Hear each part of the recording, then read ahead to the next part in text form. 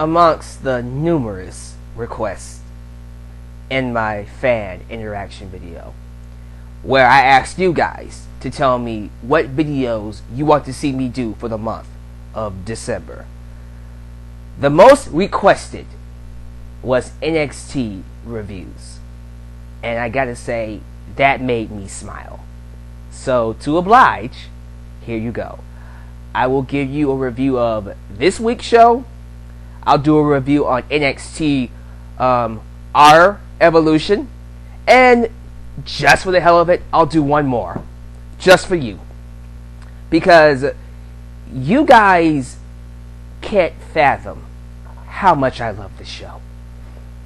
I love this show so much that I try to convince myself not to do reviews on NXT, because I don't want to get to a point where I am critiquing, nitpicking, and just being critical on it like I am for Raw and SmackDown and just WWE in general. This show is not perfect, but to me, it is. It's everything I can ask for. It's simple. It's easy. It's wrestling. There is no sports entertainment with this show. This is wrestling. Everything about it. I don't ask for the Attitude Era. I don't ask for the golden age of wrestling, the 80s. I ask for simple entertainment. A sport that knows what it is and tries not to be what it's not. NXT is development. NXT is the place where talent can grow to establish themselves. And I have to say, I'm almost at a point where, no, screw that. I am at a point where I don't want these guys going to the main roster, because I do not trust the main roster to handle them correctly. I'll say it again. I think all of them, including Sami Zayn, should stay on NXT, because in this desert known as the WWE, where talents are mistreated and not given opportunities or the right platforms or the right directions to get over, we have an oasis. An oasis known as NXT, where I dwell. When Raw sucks, when SmackDown sucks, NXT never disappoints me. And fans are going to come out of nowhere because it's great, because I'm saying it's great. Oh, this show sucks. I'm going to show you why it sucks. This is why it sucks. This is why it sucks. I don't care. And I will never care. You can say this is, subjective. You can say, oh, Alyx, man, you're a mark. Say whatever the hell you want, okay? As a matter of fact, you're getting an opportunity where you get to see me actually be a wrestling fan again. Not be a critic like I am for Raw and pay-per-views. I just want to talk. I just want to review the show, talk about why it's awesome, why I love it. And it's funny because someone on Facebook asked me the question, Alyx, man, what is your top 10 favorite wrestlers in NXT? And I couldn't name it. I could not name top 10. That's how much I love the show. Not saying that I couldn't, I can, but I would be so conflicted and so confused as to, okay, I can't leave him off, I can't leave her off. I wouldn't be able to do it on the spot. I love it that much. So with that said, before I get into this, if you have not watched NXT, if you have not seen a single episode, a single pay-per-view, do not listen to anybody tell you not to watch it. You should definitely check it out. If you are a fan of professional wrestling, NXT is the show for you. You don't have to watch this week's show. You can watch the pay-per-view next week. That will be a perfect show for you to watch if you are a first-time viewer of NXT. So, with that said, let's talk about this week's show. The December 4th edition of NXT on the WWE Network, which is for $9.99. There's your plug. we open up the show with Charlotte versus an independent wrestler that I have no idea existed. It's a girl named Mia Yim. You guys tell me down below. Is she good? She got squashed, but people tell me she's good. If she is, and they have signed her, maybe we'll see more of her. So, we have Miss Ratchet come out, Sasha Banks, and she's all like, "Look here, okay? I'm gonna take your title. I'm gonna take your title." I love the Ratchet chants. It's really cool. But she is all into her character, man. She is, yeah, she's Ratchet. That's what it is. She is just that prototypical, ghetto-fied chick that you usually see on the streets that tries to act more, cool than she really is. But it's kind of funny. I like her. She makes for a really good heel character. Bayley comes out, who apparently was injured from an attack last week when Sasha and Becky Lynch, right? That's her name, Becky Lynch, attacked her last week. So Bayley comes out and tells Sasha to shut your stupid ratchet face, which to her character might as well have called her a bitch. Because that's Bayley. Sasha attacks her because she can, because she's the boss, for real, that's her nickname. She's the boss, Sasha Banks. Charlotte's all like, nah, that won't fly. She grabs Sasha, threw her into the ring. Becky comes out to distract her, and then Sasha takes advantage of the distraction, hits her with the back cracker, the back breaker, whatever you want to call it. Nice finisher, by the way, and lays her out. Great heel heat. You know what? I wouldn't mind Sasha being a heel champion for NXT. I think she would be a great foil to, keep Charlotte on the roster a little bit longer, because I don't want her going up either. But also the perfect foil for Bayley. Eventually, we need to go in a direction where Bayley is the next #1 contender for that title. I'm ready for her to be champion now. Earlier this year, I didn't think she had, a killer instinct to make me believe she would be worthy of holding that championship. I see it now. She's growing it. And I think over time, I can buy her as a long-standing champion. So yes, Bayley for next champion. But when I do my preview next week, I'll get more into that. Next up, I believe we got the Buddy Murphy and Wesley Blake match. Yes, we did.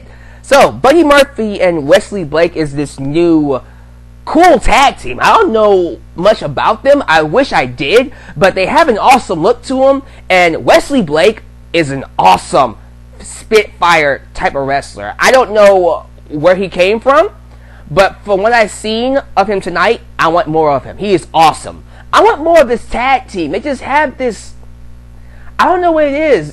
It's something about them that just draws me towards them. Charisma, But the VOD villains. Holy crap. What a fun tag team. These vignettes where it's all black and white, it's 1940s kind of I speak, and then there's text and stuff like that. They're very comical, they're very cartoony, and I love it. It's so original, it's so organic, and it's so fresh, man. We don't get this a lot on the main roster. You would never see stuff like this on the main roster. It's so cool. They're doing this thing with the Lucha Dragons, where the Lucha Dragons are the villains and the VOD villains are the heroes. They're gonna save the day from the evil Lucha Dragons and get their tag team championships. It's so awesome, man. And it's so fun to watch. The match itself was good too. Put your dukes up. By the way, there's this chant they're starting now where the audience goes, anytime the audience see someone grab their legs, by the way, they go, ah, and you're going, where's that from? If you watch Family Guy, you know what, just type in Peter Griffin, and you will see that clip of him going, and that's where that's from. I believe the Vaudevillains beat Buddy Murphy and Wesley Blake. Yes, they did. Good match, man. It was solid. We get an announcement that we're going to get a tag team match between Tyler Breeze and Tyson Kidd versus Hideo Itami and Finn Balor. I was going to say Baylor, but it's Balor. That was a really good match, by the way. I think next week at the pay-per-view, Finn Balor is going to debut his paint. That's going to be sick. And I think we should call Hideo Itami, the man of 1,000 finishers. Because it's like he debuts a new finisher every single week, plus the finishers that Bryan and CM Punk use. Why not? I think that will make Hideo a lot more unique and help him stand out amongst the roster.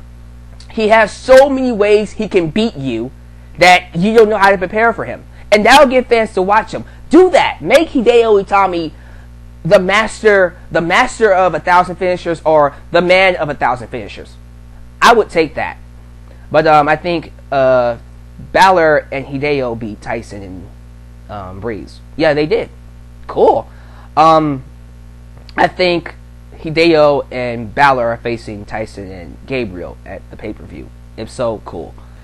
And then we get a really awesome vignette featuring Kevin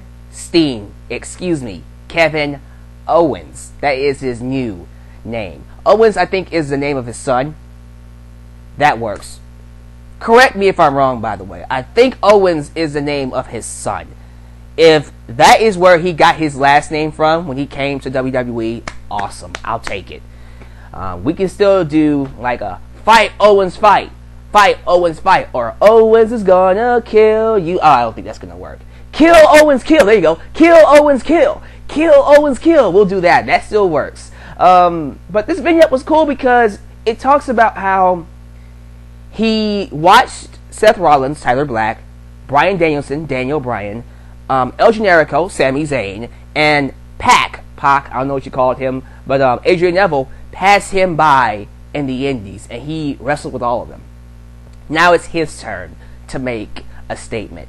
And damn it, is he ever going to make a freaking statement. It's going to be awesome when he debuts. Now, let me talk about this cat. Let me talk about Baron freaking Corbin. Let me talk about Baron freaking Corbin. First off, Bull Dempsey is in a feud apparently with Corbin about who can squash their opponents faster. Bull Dempsey beat some guy in like 20 seconds. But then Baron Corbin comes out, and by the way, the crowd is counting down his matches while he's wrestling. He beats his opponent so fast that the crowd is now counting down the length of his matches. And he beat his opponent in like 10 seconds. I think it was like 10, 15, 12 seconds. I don't know. It was short. It was crazy. And Baron Corbin just oozes charisma. He is the natural badass character that I think when he debuts on the main roster, he's just going to be a force to reckon with. He's going to be awesome. I've never seen him wrestle a full-length match, but I think he can.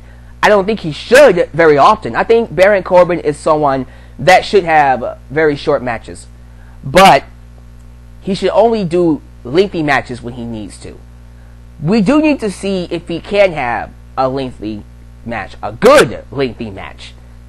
Anybody can have a lengthy match, but a very substantial, very entertaining, good lengthy match eventually. But for right now, this is a great gimmick. This is great. Baron Corbin is a natural born star. He is definitely a natural born star. And then we end the show with the face-off between Adrian Neville and Sami Zayn. This entire feud has been done beautifully. Beautifully. Adrian Neville has been champion for, I think, since Arrival, if I'm not mistaken. He beat Bo Dallas at Arrival. Correct me if I'm wrong on that. I think I'm right on that. Regardless, he's been champion for a while. Almost a year, I think. If not a year. And You know, he's had this run where it's been very white bread. You know, he's come across as the prototypical good guy babyface. I'm honorable, I'll fight anybody, and you know, if you beat me, congratulations. If you don't, I'm going to shake your hand and we're going to be friends, we're going to call it a day. You know, that character has made an amazing metamorphosis when he's colliding with the heart, the passion, and the determination of Sami Zayn. You see the character showing cracks. You see a character like Adrian Neville finally starting to, you know, their last championship match, he actually cheated. It was one of those, well, see, let's go back to the last pay-per-view where he pulled the referee out of the ring, costing Sami Zayn the win. Now, it's not a big deal that he pulled the referee out of the ring, but for his case, for a character like him, who's about honor, who's about, you know, doing things the right way, for him to do that, it was kind of like a, whoa. You know, Tyler Breeze, okay, we're not going to be shocked by that. Tyson Kidd, okay, we're not going to be shocked by that. But Adrian Neville, it's like, really, dude? It's like Superman. I won't say it's like a Superman killing someone, but maybe like Superman robbing a bank. No, that's even worse. Whatever. It's something that's out of character. How about that? Then we fast forward to their championship match a couple of weeks ago, where Sami Zayn had Adrian Neville beat, but then Neville fakes a knee injury. He fakes a knee injury. Just completely fakes it. And then gets a cheap pin on Zayn, retains his title, but does it in a way where we know Zayn got robbed. It wasn't like a complete and utter disqualification, which I'm happy. I am so happy we didn't have Adrian Neville disqualify himself. Thank God. We didn't have him knock out the referee or something like that. See, that's the WWE boring way. This is a fresh, innovative way of building a character. Because again, Adrian Neville is the white bread character, the white bread champion. For him to show cracks in his character like this, it not only advances his character, but it gives sympathy, which is always great for someone like a Sami Zayn. We want Sami Zayn to win, and now Adrian Neville comes across as this, you know, fake champion. You know, we always talk about how John Cena comes across as insincere, as a corporate champion, as someone who's not really as he seems. That is what Adrian Neville is. So Adrian Neville goes out there, and it's like he has a checklist of all the stuff that a white bread champion would do. I respect you, Sami Zayn. Check. We're going to have a great match at the pay-per-view. Check. I'm here to entertain the fans. Check. I am your champion. Check. Whoever wins, you know, may the best man win. Check. It's like everything. He was just check, check, check, check. And you know he's insincere. You can tell that you are BSing us right now. Don't come out here acting like you're the perfect guy, because you're not.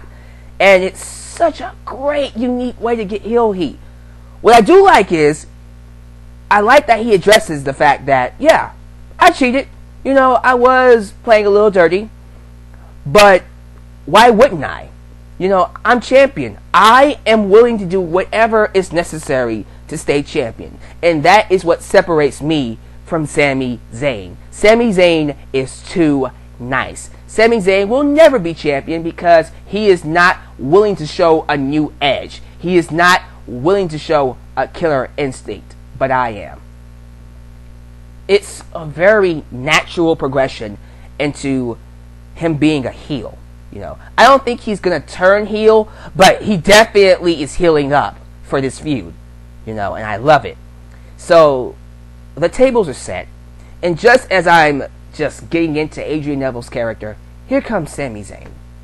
This man cuts one hell of a promo. He talks about, listen to me, don't come out here and BS me.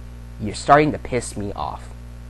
Okay, and you know, Adrian Neville is still saying, look man, You don't need to leave. Don't do that, Sami. You can stay. We can be friends, you know. And Sami's like, don't you BS me, okay? I decide what happens to my career because I am in control of my career. You know, you don't get to tell me how to run my career. And then the coolest part of the whole thing, Adrian Neville, again, being the white bread babyface, reaches his hands out. Reaches his hand out to shake Sami's. And Sami goes, no, I'm not falling for it this time. I'm not going to do it. You really think I don't have a killer edge? Takes a hand and smash Adrian Neville. And he tells him, I am going to take that damn title away from you. And this angry, rageful voice. And I saw that edge that I haven't seen from Sami Zayn ever. And seeing that made me go, you got me. During this time, I am picking new wrestlers to start investing my stock into.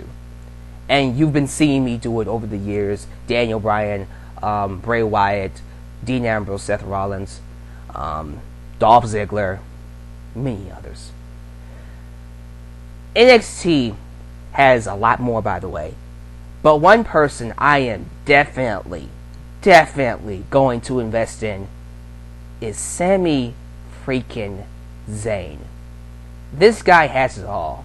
He has it all. And whatever they decide to do with him, I believe he's someone that will take whatever they give him. It could be something as stupid as revealing him to be the guy in the bunny outfit. He will take that and he will make a name for himself. Sami Zayn is a wrestler that I consider bulletproof. They might try to do something stupid with him, but eventually he will get too hot to where they will have no choice but to push him and push him and push him and push him. Next thing you know, he's selling shirts. Next thing you know, he's making money. Next thing you know, he's in the main event scene. Next thing you know, world champion. Won't happen next week. Won't happen next year. But it's going to happen. Sami Zayn is definitely a strong case for WWE's future. And this match with Adrian Neville and Sami Zayn is going to be awesome next week. Again, guys, this is coming from a fan. This is not a critic. This is not someone who's going to nitpick the show. Was it perfect? No. Okay. But like I said, I'm not going to be a critic for NXT. If you want a critic, go find someone else. Find someone else who's a critic of NXT. It's not going to be me. I enjoy this show way too much. This is my oasis in the desert. I want to keep it that way. But you guys asked for my NXT reviews. Here it is. Great show. I enjoyed it. It's only an hour a week. If it's a bad show, it's only an hour. Not a big deal. If it's a great show, it's only an hour. You're going to want more. So, watch it, man. Thoughts down below. I'll see you next week for NXT, Our Evolution. Peace out.